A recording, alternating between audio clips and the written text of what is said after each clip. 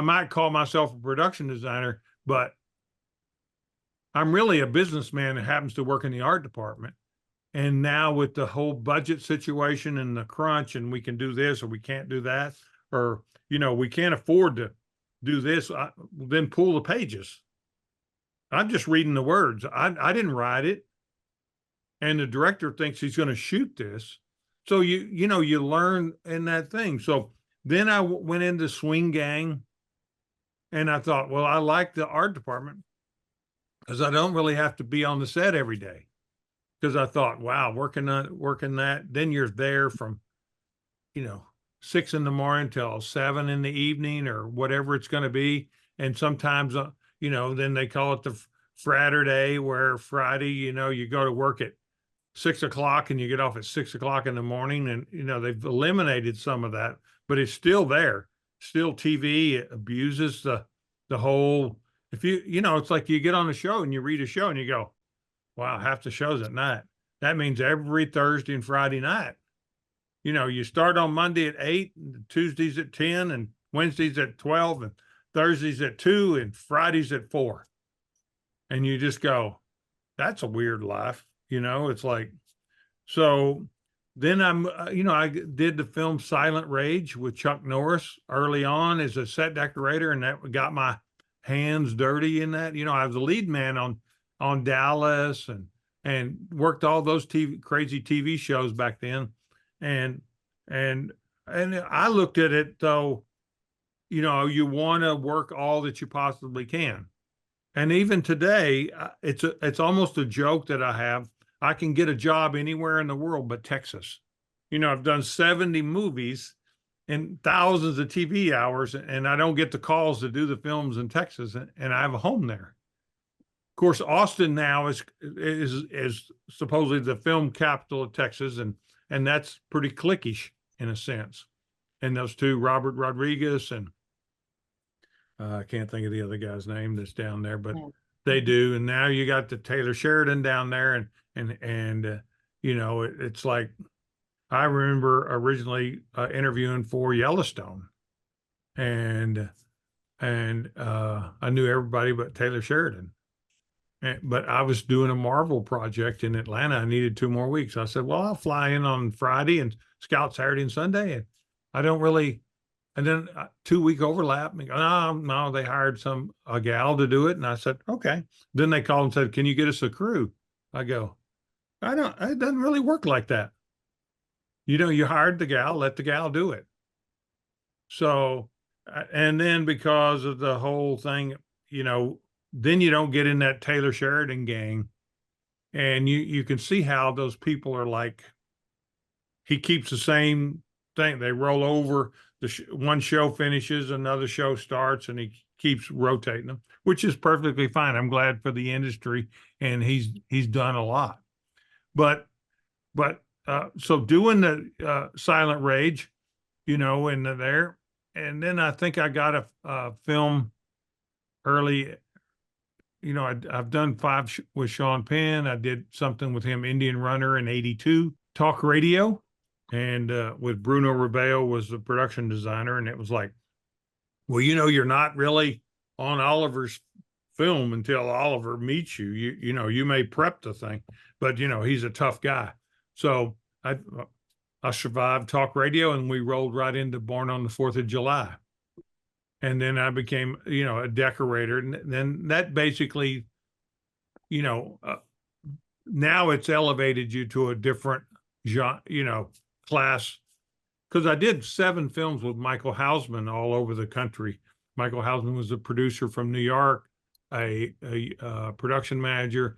I did Dominic and Eugene. I did No Mercy. I did Things Change. Did those things, and I did a Nadine, and so that kind of brought me through the '80s, and then I worked with Oliver, and then one show led to another, which led to another, and he's one of the maybe the most difficult directors that I've ever worked with. A genius filmmaker, probably not the nicest person you might ever meet, but I'll never forget everything that he's ever taught me. And that's what people, it's like I'm a detailed attention to notes. I respect the director's time, and a lot of these directors, they don't really have the time to keep telling you the same thing all the time. So I take great notes, and everybody on my crew, I like for them to, hey, listen, I'm not just talking for the good of it. Write it down, because when we go on these things, we're actually going to tell you what. And so on JFK, that's when I met Kevin Costner, and so I did uh, that film, and then we became friends. I was just a set decorator on that film, I think I was the art director, because they had another guy that wanted to come in that group to be a decorator. So then Oliver was like, "Hey, listen, Derek, come here. I want this. Hey, Derek, come here. I want this. We're going to do this. We're going to do that." So it ruffled some feathers above me, but Oliver and no one's going to go against Oliver Stone. So then eventually I was his designer. And, that elevated me to a different place in my career.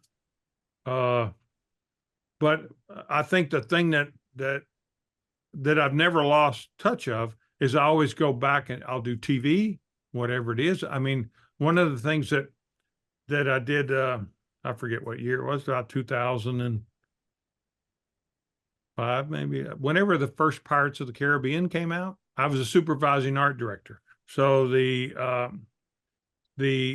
production manager, line producer, was a guy from the Oliver Stone clan.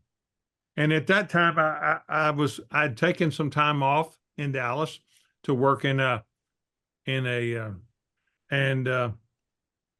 then he called and said, "Hey, you want to do this movie, Pirates of the Caribbean? We're going to shoot in the Caribbean." And I said, "No, I don't think so. I'm doing this." "No, really?" And I said, "No, I don't think so." And so they had a designer from the UK, and then we still had the place in Studio City at the time. We still had the place in the desert at the time, and I'd been in Dallas. So he goes, "Come on, man, won't you just come to LA, come to Disney, we'll meet, and then see how it goes." So I flew in, and I think I met at Disney at 1 or 2 o'clock in the afternoon. And I went through the interview, and this other guy knows me like a book, but the designer was like, "I don't know. I'm not sure if you're right for this job." I said, "Well, that's okay. We'll let you know on Monday." I said, "That's no problem. I came in town. I got stuff I'm going to do. I'm going to be here and go down the desert, and then I'm flying back."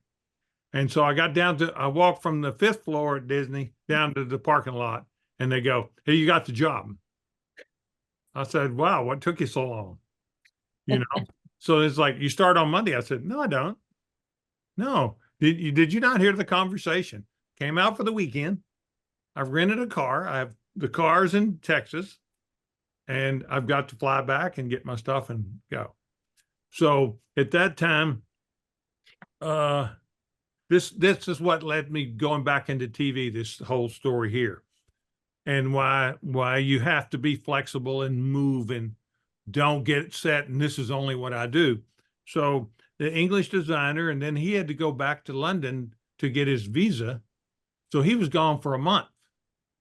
Now we're 18 weeks away from filming Pirates of the Caribbean. And I'm going, wow, I got my hands full. I mean, we're building a pirate ship down in the Spruce Goose Dome. We're building at Ranchos Palos Verde, the fort on the ocean. We're building at Manhattan Beach Studio, the mansion interior, and some other small stuff. Then we're building at 4 stages at Disney, and then we're at the Universal backlot. Then we're at ABC 7 building the interior, the Pirates cabin, and then it's like, I mean, I'm just going all over the place, and besides, I hadn't even been to the Caribbean, and because they scouted, and they got a UK crew because it's a UK designer, and he's down there, the construction or art director, whoever it was down there. And so I go, well, I've got my hands full. I got to do this stuff. And then he came back, and And then every Friday, because we were on the 5th floor at Disney, that's the executive floor. So we had to like, you know, have meetings to say where we were. And, you know, this budget was like, they wanted to do it for about 120 million, which at that time, that was a really big budget. And I think we budgeted at 145 or 150 million. And then they go, well, everybody's got to come to Bruckheimer's office for a meeting. Of course, never met the guy, you know, and then you go in there and now I'm the bot, there's nobody lower than me in this meeting of 14 people. And then, you know, Bruckheimer's going around the room going, okay, now what are this? What are you giving back? What are you giving back? What? And I go, well, you know, I basically budgeted the script as we have it. If you just tell me what scenes we're going to cut, I can eliminate that from the budget. And he goes, don't be a smart ass. I said, I'm being honest about this. So, anyway, I survived that day. And then the designer was there for that, but he didn't say one word in the meeting. And then a friend of his passed away in London and he went home for 2 weeks. And so finally, when he came back, we're 3 weeks away from filming. Okay. So my days started around 5 in the morning and I get home about 9 at night. By the time it took about 7 hours to make the loop of LA Harbor, we're building the Royal Navy ship. Okay. So I forgot that one. So I'm going there and I remember coming home and my wife goes, what do you want to eat? I said, I want you to not ask me one more question. I have no more answers. I got nothing. So then we're 3 weeks away and the designer decides he's going to quit because he's just not going to put up with it. And, you know, he was an older gentleman and it was like, well, what are we going to do? So I remember, you know, they started interviewing people to be the designer because I was just supervising art director and never done a show of this size and nature. So I remember the set decorator. We built the fort, you know, how heavily aged it was and everything. And then we had a ceremonial tent that was put in the center of the thing. And, you know, I'd take pictures and I'd go meet with the director. He goes, what the hell is that white tent doing in the set? I said, well, that's the tent that the set decorator. Well, get rid of that thing. That doesn't even go with that look. So I'd go to the decorator and I'd say, hey, listen, you got to get rid of that. Don't you tell me what to do. Now, I'm the guy from Texas, remember? So what would I know? I'm not a Hollywood guy. I didn't go to film school. I'm the messenger. So I went back and said, well, you know, I talked to him. This is Gore Verbinski. I talked to him and he said, you know what? That's the designer's job, not the art director's job. And I said, and Gore goes, well, you know what? You're the designer. Now, get rid of the tent. So what was really weird about the whole thing is, you know, I didn't have an agent, got bumped in salary, signed my deal memo. And then the Art Directors Guild has this thing where, you know, they want to bestow that production designer credit on you. So at the end, 11 and a half months later, 125 days of shooting. And the designer quit, you know, after 2.5 months, 3 months. He gets the full credit. We don't do shared credits at the time. And I went, wow. Wow. So got an agent, was really burnt out. And then I decided, you know what I'm going to do? I'm going back home. And then I got a pilot with these two little guys that were they did a little movie in Cleveland. And then they did this and it was called LAX. And it was Joe and Anthony Russo, those little guys now, you know? So I did 10 pilots for them. 9 got picked up. So my relationship with them was good. Then, they got some other film. I can't think of what it was, but one of the guys that was let go at Warner Brothers, that now that's your movie. I went to this thing and Joe and Anthony goes, here's my designer. And the producer, I won't name his name, studio executive, he's not your designer. I have a designer who you're going to work with. And Joe and Anthony were new at the time. So they go, okay. So then they get the Marvel stuff, and it was like Marvel has 4 or 5 designers, and those are the people that are going to do the Marvel stuff back in those days. So I went my merry way and did some more TV. I did House, and then I did Ozark, and then I'd go do a movie and I'd come back. And so being flexible in this industry. And, I always look at, though, I'm the guy. And for all those people in Tucson, this is what you have to look at. I'm the guy from Texas who doesn't know anything about filmmaking, didn't go to film school, and I have something I have to prove every single day in the industry. Because what would a guy in Texas know? It's one of those things. And so that's why my resume is all over the place. Covers, I remember when we were going to do W. And there was another agent that did the Blair Witch Project that took over this project. And the guy goes, hey, listen, I appreciate that you're on the show, but you do big budget stuff and this isn't big budget. And so thank you very much. I said, well, you know what? I work for Oliver. And when Oliver says I'm done, that would be when I'm done. But in the meantime, I'm going to go down to Louisiana and I'm going to scout, and your guy can go with me. And I'm not just going to Baton Rouge. I'm going to drive the entire state of Louisiana while I'm down there, because I work with this guy that says, you didn't check that? I mean, this is what we need. So then we end up shooting it in the Shreveport area. And it was like, well, we want to shoot in Baton Rouge. I said, I don't know what to say. Those experiences make me stronger, you know what I mean? And make me want, not that I really have to prove anything. I just want to be the best that I can be at what I do and how I go about it. I didn't know how to, computers were not really that stuff.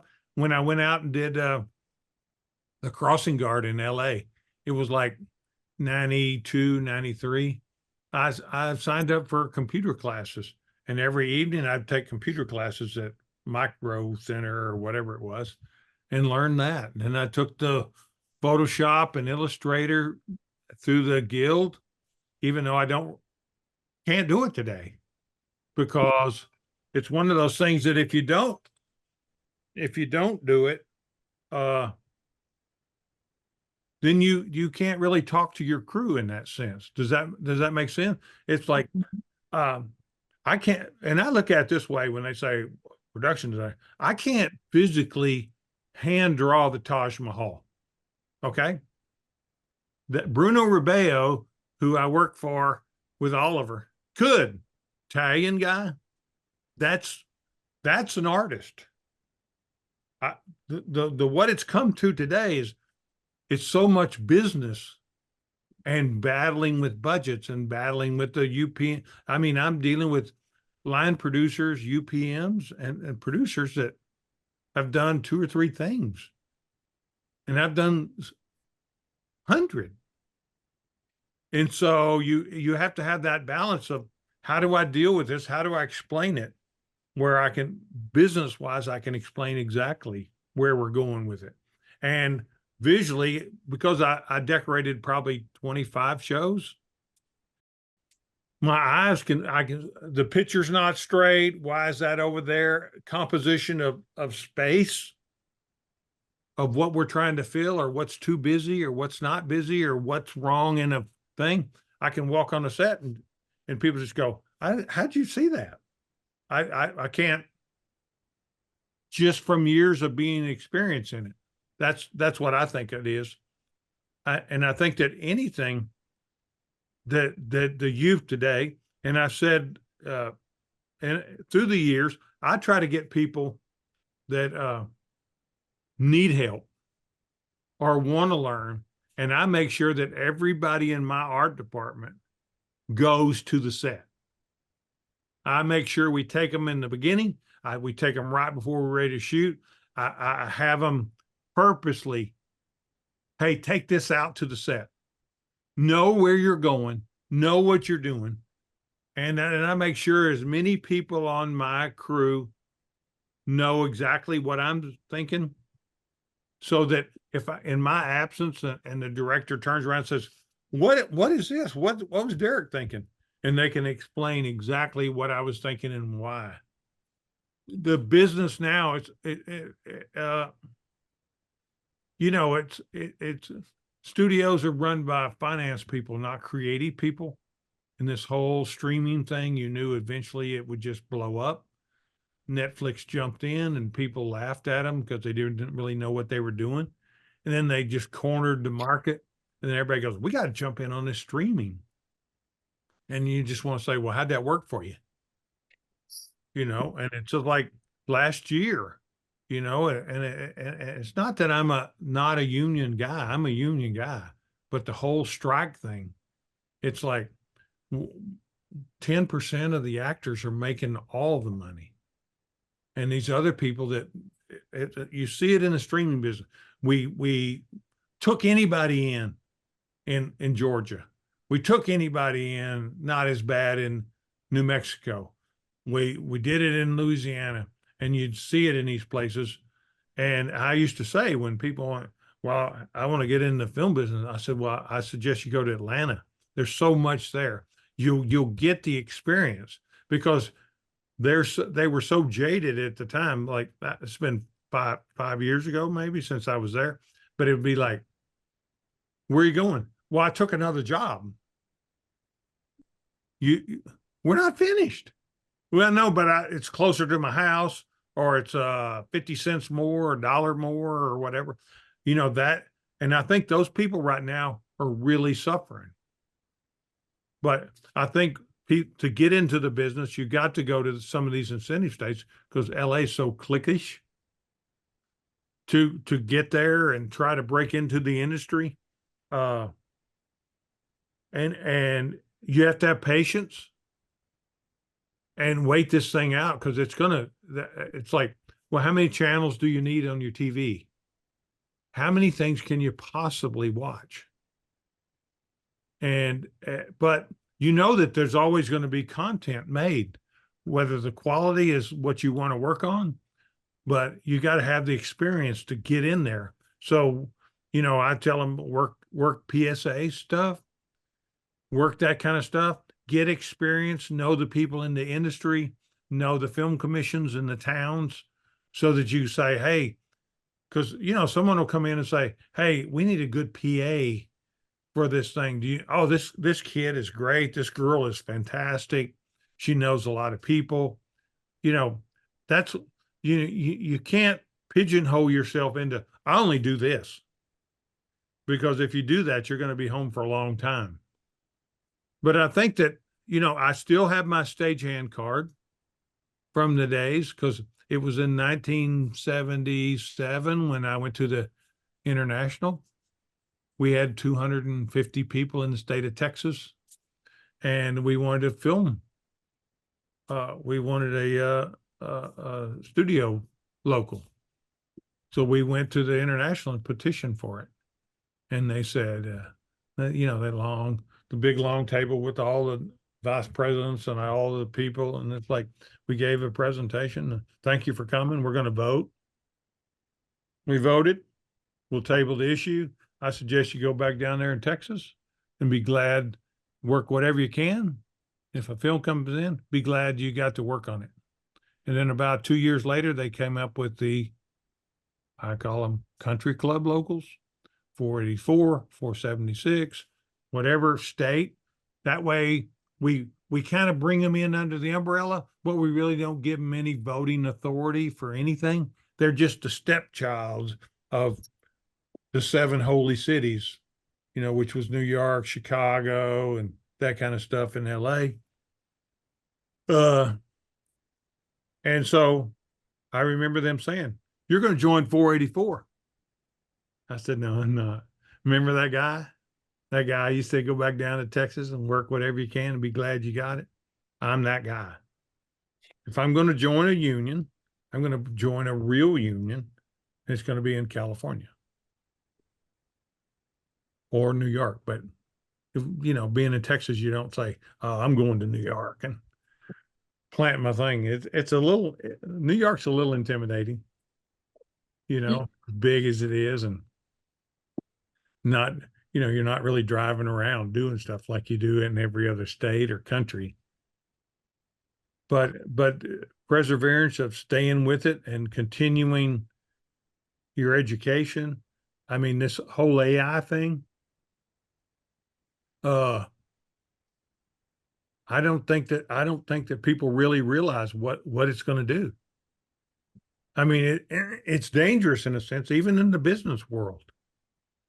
And you know, I remember the director Kevin asked about that on Horizon, and I said I really don't know enough about it. And we checked, and I said we sent a picture of a wagon train to a buddy of mine that I worked on, Jack Ryan, and the guy was like a visual effect genius. I said, "Do you know anything about the AI stuff?" He goes, "Well, I know a little bit about it, but not enough to really be dangerous." I said, "Well, here's a picture of a wagon train. Can you give me a mountain with the road curving left and the sun setting? Can you give me the plains with it going to the right and snow? Can you give me this and that?" Within an hour, I had them all. So uh, it's scary. You see these commercials, you see these apps on your phone where they say, "Hey, you take a picture of your dog or your person and they can sing it." That's AI. And if people don't think that they're going to do this in the film industry, because I've said all along, eventually what'll happen, because Marvel's one of the best at it. You're just going to have people acting in front of a green screen and they're just going to change the whole background and you never build anything. And when this whole union stuff came up, and I said, "Guys, did y'all miss it?" Because we aren't building a 10-story building anymore. We're building an 8 or 10-foot building, and they're extending it as high as we want it, or the mountain, or the stuff. When I did Magnificent Seven, we did it in Baton Rouge, okay? And people, we got no recognition for it. Built the whole town, 14 interiors, no recognition, because they thought, well, look at it. It's they used one of the towns in New Mexico because they put the backgrounds in, and and that guy went to work for Marvel after we did Magnificent Seven, because I'm going, this guy's good. Same thing when we did Olympus Has Fallen, shot it in Baton Rouge, whole movie. And I would say, I got to build Pennsylvania Avenue over in Bossier City. He goes, "No, not a problem. You put the elements in and we'll make it happen." So it's been coming a long time. People just they're shut off to it. I mean, just like I haven't done it. I haven't, the new iPhone with the iChat or whatever that thing is. And you say, "Tell me a story." And I look at the 60 Minutes thing from, like, I go back and look at that and said, here's 5 words. Can you tell me what it, Ernest Hemingway's such and such? And it was like, wow, give me a script that has a story of these 5 guys that are going to do this and that, and they do this, and you'll get multiple options. It's coming. And I don't know how they're going to, I think that the youth should get involved with the AI, because eventually it's like I said before, about the strike the previous 2 years, whenever it was. IA guys, come on out and strike with these guys. Of course, I worked the whole time, so I couldn't do it, and I wasn't in LA anyway. And I said, well, I tell you what, tell those people not to cash those residual checks. You know, all those guys are getting paid. You know that? How y'all doing in the IA? You getting any money? You getting anything? So the writers, the directors, the actors, all those people are getting residual checks, and we're getting nothing. And now you look back, and I just want to say, how's that working for you? That new contract.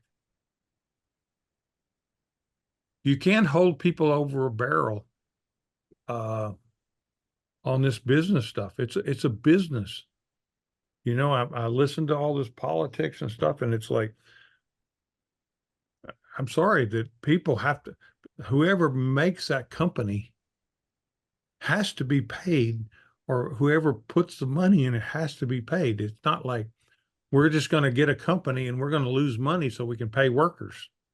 It's not like that. So that's why I think the education part of the film industry is very important. Even though I didn't do it, I look back and yes, I don't know the names of all this architecture. I don't. I take a picture and I Google it and I study it, and it hasn't failed me yet. You know, when I did Jack Ryan, I scouted 18 countries. I took thousands and thousands of photos. Look at this architecture. Look at this. Look at that. And I just try to take all that in. Sometimes I think I'm a boring person because I'm really like capturing the moment. Can I jump in and just Yeah. ask you to follow up on that a little bit? Yeah. How do you approach when you get a new project? Can you kind of walk me through how you get your head into it and how Yeah. you start the design process? Well, I do it very slowly. Even like I've known Kevin Costner 36 years, you know, and he'll say, "You read the script yet?" I said, "I'm not finished." What do you mean you're not finished? How long does it take you to read that script? Because even with Jack Ryan, I read each page. I don't know what this is. I don't know what that means. So I Google it. And now I got a note on my script. I use scriptation. Are you familiar with that? Yeah. My scripts are completely every photograph, every research, every note, every concept drawing, everything is on the left page. If you have that, I can leave the show and you could still get through it. You know, so it takes me 8 to 10 hours probably to do a script, because I go back and I have to put myself in that role. Okay. So I go and I go, well, he entered this, and it's like, well, if you entered a business and you came this way, or you entered a bar, or you did this, there's only certain ways you could enter. And then now, what ways am I going to shoot it? Okay. So I'm looking at camera angles. I'm looking at logistics of how and what we need to do. It's like on this new project that I'm working on. You know, it's like they said that it was a bar. It's going to be a bar in Bali. So now I just Google Earth, go down this street, and then I start going like this and looking, and I'm going. And then he says, "Well, you know, the bar is near the harbor." And I said, "Not on Padang Harbor in Bali, because I've already Google Earth imaged everything, and there is no bars, there is no businesses, there is no this." So, and this director is also the writer, so I'm questioning everything about it. And then when he says, "Well, you know, the bar is a semicircle bar," I said, "Okay." So most of the bars in Bali are like open to the street. So then you go, you want a surfboard, you want this landscape, surfers on the walls, you want this stuff. And I'm going, but then in another word, you say it's just a makeshift put up tent like thing on the, so what is it? Is it a permanent structure or is it a temporary structure? Because you don't have surfboards on the wall in a tent thing. So because this is the first time I've ever worked with this guy and he's a former DP, then I basically I want to quantify where he's coming from and is this really the purpose of it?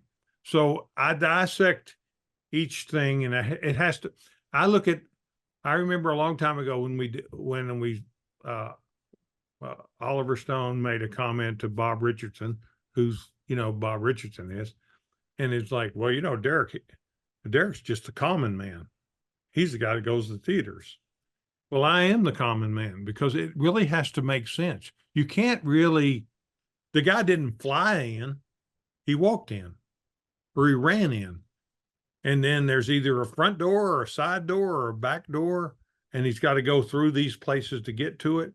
So that's why it takes me longer. This script has to make sense. And then I have my notes and we go through these things and we talk about it.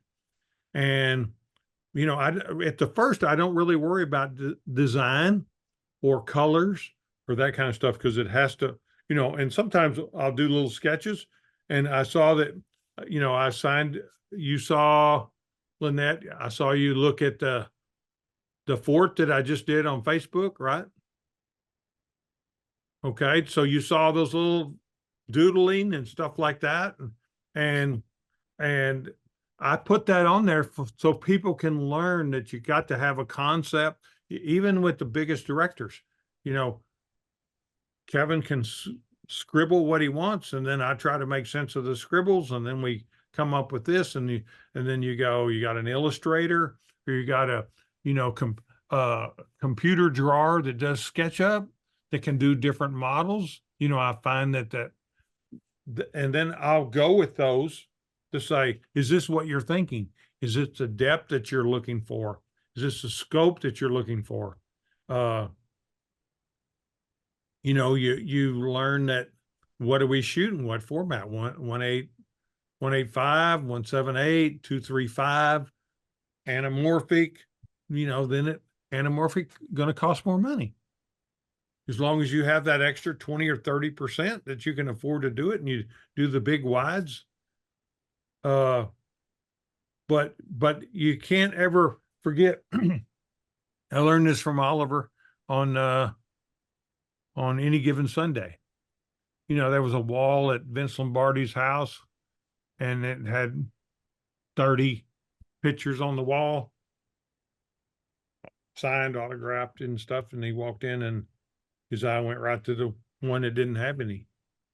It's like, why would he have a photo up on the wall that wasn't signed, autographed by whoever's in the photo? Attention to detail. It's like when you go and you got a bar and then you got to think, okay, you're going to have salt and pepper. You're going to have condiments and you're going to have, how old's the bar? It's got a jukebox thing. It's not have a thing, drink tray, straws, napkins, salt. You just start thinking of those things. And then when you come up with your list and your breakdowns, that's when you start making little notes of, oh, the guy picked up a glass. What size glass? Was it a bourbon glass, a shot glass, a beer stein? It's those kind of things that you have to put yourself in that situation. And then what all does the bar serve? It's like, is it a white tablecloth bar or, for the side tables, or is it just wood? And then what's on those things? And that comes from the decorating side that I learned through that. And so that's really, and then who's going to play this role? And I'll have people go, what difference does it make? It does. Tom Cruise carries a different tone of person. A Liam Neeson that character has to be able to pull that role off and the elements of it. I mean, on Jack Ryan, I remember John Krasinski was an actor and producer, and any scene that he was in was going to be John Krasinski driven, directed. So it'd be like, director goes, "We're going to come in like this," and I go, "Really?" And so then I'd just go, "Okay, well, we'll see," because I've realized that Krasinski would think, now if I were a CIA agent, I wouldn't have come in that front door because they're looking for me to come in that front door. I'm going to find an alternative way in or an alternative way out. And so we're going to walk down the street and then is he going to stop? No. Really? Okay. We're in Rome. And he goes, well, show me the walk. Well, he's going to go from there to here and go. Then you look and you go, where's the best places kind of covertly out of the vision to stop and carry on the conversation when you're walking down the street, two people. And so that's just experience of being there. So, and my scripts are all written up. And then I go through and I do my breakdowns. It took me on the last breakdown, and we've had 7 scripts on this show. The last breakdown took about 7 days because I put on there the scene, page count, what's happening in the scene, and where I think it could shoot, or is it a build, or is it augment, and then I put special notes like we're going to need visual effects, set extension or not, special effects. It's like to me, knowing all those things makes me a better filmmaker when I'm going, because now I can listen to what's being said and make a determination of this is what I think we should do, or are we thinking this right? Because what if we did this? What happens if the actor decides to do this? This next film's headhunters and blow darts and that, and I'm going, we're not shooting any actor with the dart. So we need to really think about camera angles and the frame, and then this guy's over here like this shooting at something, and then you're going to have to cut, and then you're going to visual effect that on, or special effects added on.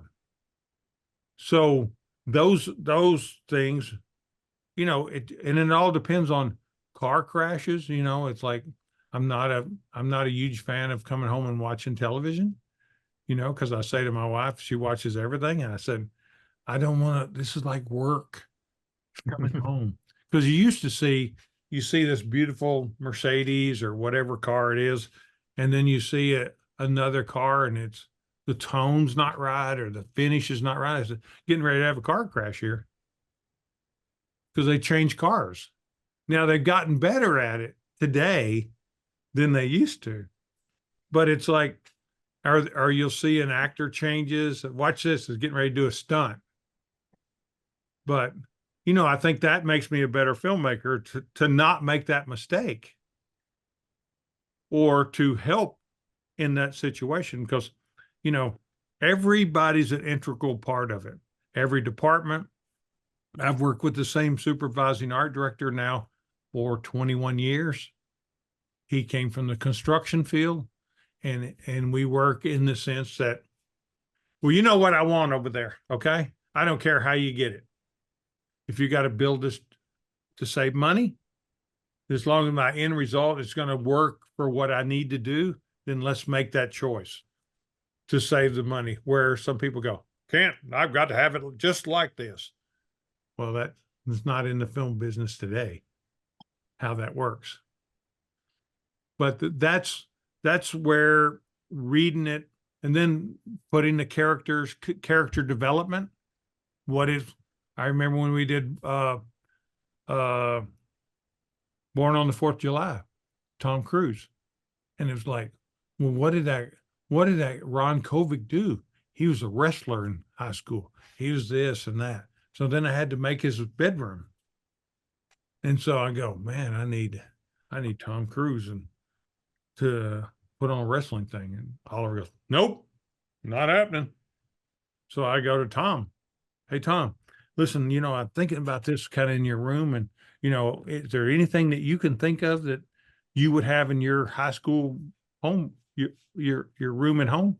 Well, it'd be good to have this. Well, can I get a photo shoot of you doing this stuff, And this is when you had the digital camera and, you had to wait for the battery to charge. And, Tom, I'll never forget it. And these things I learned, certain things that will come to you and you just go, Tom's in a head thing and I'm shooting some flashes and waiting for the battery to thing. He goes, so Derek, let me just tell you, next time we do this thing, make sure you got fresh new batteries because, it's a challenge of, I'm giving you what you need. And then, Oliver shows up to set. He goes, where'd you get those pictures? I said, I took them. How'd you get those? I actually asked him, And then I remember when we did The Postman in 97, we were going to shoot in Medellin Falls. We were shooting in Bend, Oregon. I had to build the 320-foot bridge across the gorge, 147 feet to the water. And, it's like 5 foot wide. And then there was a scene where the boards were out. And then, we went on the scout and he goes, yeah, I'm going to go off the bridge here. I'm going to fall through the hole and we're going to go down there and the river curves and it turns to the right. And then we'll shoot this way and that way. Took the pictures and that's where they had the digital, taking the film. We got to Warner Brothers. We're doing a presentation and Kevin goes, what's that way? And I go, well, I think it was this. We go, we need to take pictures. You said we were going to shoot this way and this way and this way. He goes, film is cheaper than jet fuel, Derek. So take plenty of photos. Okay.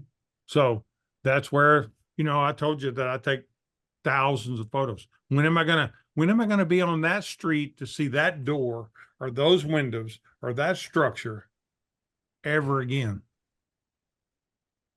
And it's extensive library, but those are the elements that you learn just from the comments that people interacting with the actors and director. Cause I respect everybody's time, on these things. It doesn't, and I don't say, well, I'm working more hours than you. Well, then this is probably not the business for you. And I passed up many things in my life because of that things. And my wife will say, well, after work and then golf, I think I'm like third or fourth or whatever, but we've been married over 40 years. So I must be doing something right. But those are the elements of the importance of the script and understanding the script. Don't just skim it. How many scenes are there? It's like I said to this one thing on this new one. I said, so we're going to do this street and we're going to ooh characters, oogog characters in Bali, where they build these big paper mache devils and stuff, and they got 20-something people doing them, and they're doing them, and they want to do this, and the actor comes in at night, and we go down there, and then he goes into the bar, and then later on they walk down the street, and I said, so how important is that scene? Because we're going to spend pretty good amount of money, and it's less than a page. So you're going to spend a third of a day on $100,000 or something like that. It's like, that's why I do the page count. Then I break it and add up how many pages are in that. And then, in TV, you might shoot 4 or 5 pages a day, maybe more, depending on the difficulty. In a movie, you might shoot 2 to 3, depending on how difficult it is. So then I do that and I go, well, when you're breaking out the sets and you're doing the cost stuff analysis, you have to really weigh in on Do you want to spend that amount of money for one page, for half a day work or 2 days? Or if we're going to stay there a week, that's really great because we're going to see everything that we'll put into it. I think that understanding understanding that money, where that money's spent, and where you got to divide it is important. So that's the whole business part of it, not just I wish I could draw freehand, but I wish I could do Photoshop and Illustrator anymore. But that's what you have those other people for. I mean, because you can't do it all on these things. So everybody's an important part. Like right now, the ADG awards are coming up and the Oscars are coming up. That's why I'm starting to post some of this stuff on for Horizon to honor the crew that work their tails off. And I'm one that always think of my crew because I was that person at the bottom. And that's why I take people to the set so that they are a part of it. And that's how you engage the students of today. Make them feel, I used to, they go, well, like what, less than 10 years ago? Well, we're going to have a female director. I go, great, fantastic. On Ozark, we had a bunch. And I want to help them. I don't know more than them, but I can help them on where they might have a question or where support in what they're doing or say. And I become best friends with this one that was on Ozark. She asked me to do the movie Lee, which is the photographer. Yeah. But I was already busy. And those are kind of films that you go, I want to work on those. I mean, you've got such an encyclopedic knowledge of film. I mean, you could be a director, you could do any job on the set, it seems like. Well, I think that's, it was funny because people have asked me that, why don't you direct? And I think if I stayed on some of these series longer than I do, I maybe 2 seasons because the creativity is gone. Does that make sense? And if I lived in LA and that's what I did, and I worked in the 8th season of 7th or 5th, I did House, and that went for and I said, I'm not working, I'm not doing anymore. Well, how much do you need? And then I said, yeah, but I have a home in the desert. And I said, I'm not going to come in before 10 o'clock on Monday and I'm leaving at 2 o'clock on Friday. Okay.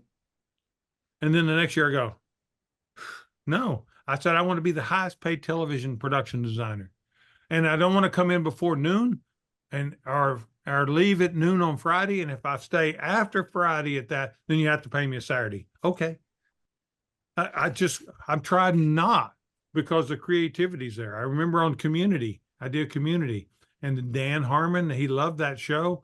And he got to where he was writing at night on whatever notes came across on whatever, it might have been Instagram or whatever it was. And then finally I said, I have to leave.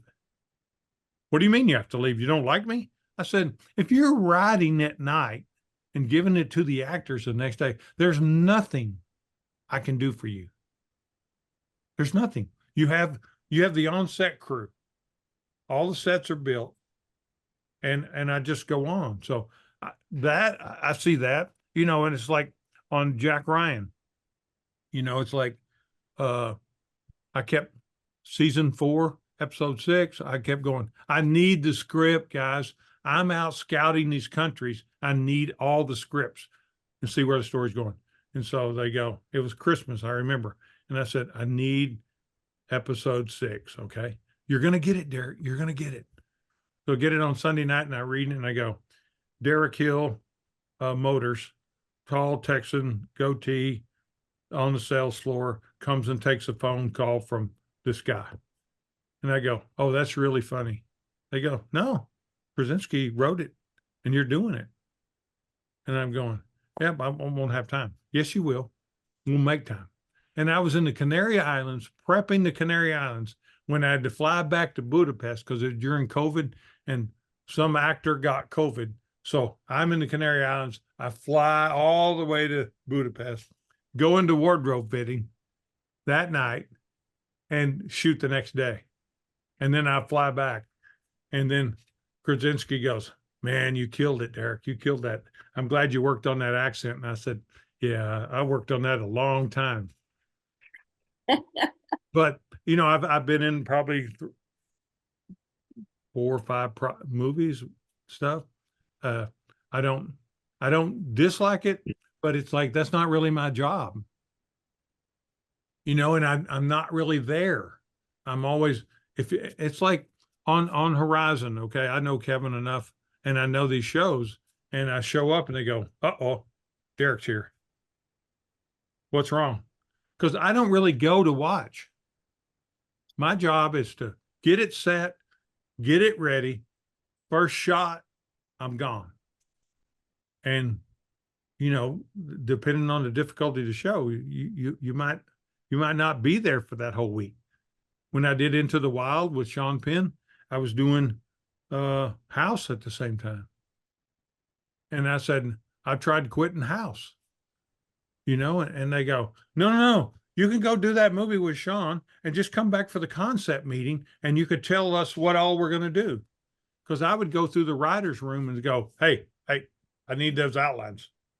Oh, we're not, no, I need what you're thinking so I can Google this medical equipment or whatever and see, is it real and what does it do so that I can make the room that's going to come up right.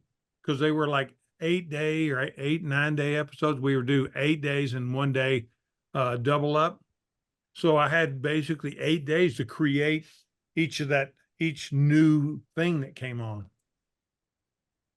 And then I was doing that. And then I think I got called to do Oliver's film in Thailand. And they go, well, no, you could do that because I was doing 2 shows, Community and Happy Endings at Paramount. And I finally said, I can't do it. I can't do all that anymore. So I like sharing it. I like empowering the people under me so that when I'm not there, they are there. And I'm proud to say that the graphic designer on House is now Ryan Murphy's production designer. And these people, I push them and I teach them all the details and the importance of every little detail. And so far, people have been pretty successful with it. Wow. I mean, I wish I'd had you in my career about 25, 30 years ago. But anyway. Well, if people keep asking when I'm going to retire, and I said, you know, I'm going to retire when it's no longer any fun and it becomes a job. Because that's like now it's like this film. I turned several films down to do this one film that I'm supposed to do next in Hawaii with an old buddy of mine that was an AD on The Postman. And we pushed now for 10 weeks, 11 weeks. We're still going to do it. Kevin Costner signed on to play one of the roles, and then he wanted to work on the script and, you know, just one little thing after another. And that's why I've said I was in Dallas and then I flew here and I'm going to be here for a week and a half, go to a neighbor's wedding across the street. And then I go back and maybe I'm flying to Hawaii. But because I pick and choose of who it is I'm working with or where it's going to be. It has to be someone that I was offered a show in Saudi Arabia for really big money and shooting 2.5, 3 months in Saudi Arabia, non-union thing. And the directors did the last Bad Boys 2, I think. and shooting in the UK for a month.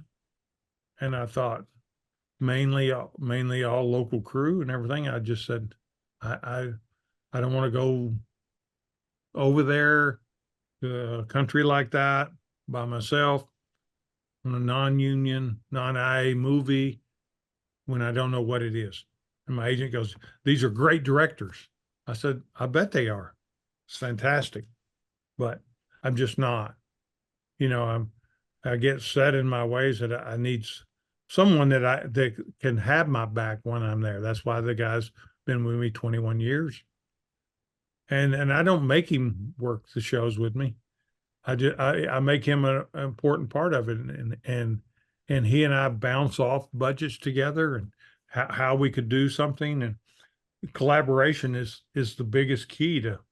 I'm no man is an island, and I couldn't do these without the collaboration of the set decorator and the prop person, and like one of the guys that Chris Mundy's doing a HBO show that's going to be at Warner Brothers, and I knew Chris Mundy from Ozark, and the prop master, which I can't take down to Hawaii to do the thing, and so he's interviewed for the job, and he met the art director. He said the designer doesn't meet with him. I'm saying to my wife last night, that's really weird. Can you imagine me not wanting to meet the PA? I just want to see where they're coming from and explain to them. It's not always glamour and glory. That's, it's like, oh, there's the glamour and glory in this. And yeah, we're working, and I love to play golf. Okay. And, so needless to say, 2 years in Europe on Jack Ryan, no golf. Okay. 2 years in Utah, Kevin Costner is director, actor, producer, 9 holes. That's it. Okay? That's it down in like St. George. Yeah. Okay. Even though he lived at a place where it was like, he's so busy during the week, and we shot 52 days. So for a movie like that for 52 days, you're pretty busy. And then it's like, hey, Derek, you doing it? I was going to go look at this location Saturday or Sunday. And he goes, are you going to be out there? Sure. What time did you want to go? And that's what we did and how we got it done in those amount of time. You make a commitment for that job, and it's all. And I always say it's not a job; it's a lifestyle, and it's not for everybody. These people that go, well, I have to be off. I've already got a family planned, and I didn't go. I mean, my nephew got married in New York 2 weeks ago. I was supposed to be in Hawaii. I didn't go. I sent the wife, and the daughter was +1. And I said, well, I can now take you to the airport. I'm not sure if I'll be here when you come back, but that's where the thing was. It's like, oh, we're going, yeah, you're flying Wednesday, you're flying Friday, you're flying Sunday, you're flying, it's like, okay. So now it's like, I saw a calendar and it says, we're going to scout on the 9th. I go, oh, okay. Are you sure? No. You're never sure. Never No. sure. Well, financing isn't what it used to be, especially for an independent movies. And everybody's chasing the film incentive money. I just saw where Gavin Newsom said he wants to raise it from what, 330 to 750. Mm-hmm. And I'm going, the business side of me goes, let's see, they were short 68 billion or million or something out of the budget. I go, we're going to give another 400 million to the film industry. I said that'll be interesting. But those people aren't working, so therefore there's no tax money coming in. So it's a toss up in that. And that's where the business in me, you go like, is that going to weigh off? And then, and me and my art director, we don't argue. We go, we figure that Georgia, it's probably 16% is what really the break even is, but they have so much stuff that they can't really track it, how much it is, because I'm paying what, 4.5% on my taxes on the income that are part of the 30%. And that's what people don't understand. We're getting 30 back. And they go, this movie's not going to go to Atlanta because of the bathroom bill. I go, really? So let me see. I got $100 million movie and I'm going to go to Atlanta and I'm going to get 30 million back. And I got to put that peach on there for 5 seconds at the end. I'm not going to go there. The bathroom bill, I don't agree in it. I'm going, that's not the people that run that. The people that run the studio are looking for that 30 million. So that's the business part of it. You have to say, weigh the odds of, is something going to go there or something not going to go there? All right. Well, I got to pull the plug on this. I'm afraid. Okay, no problem. Thank you for your time. I appreciate Thank you it. so much. Thank Okay. you. And yeah, we'll hopefully run We'll across be in you again touch. soon. Okay, take care. Take All care. right, Bye. bye.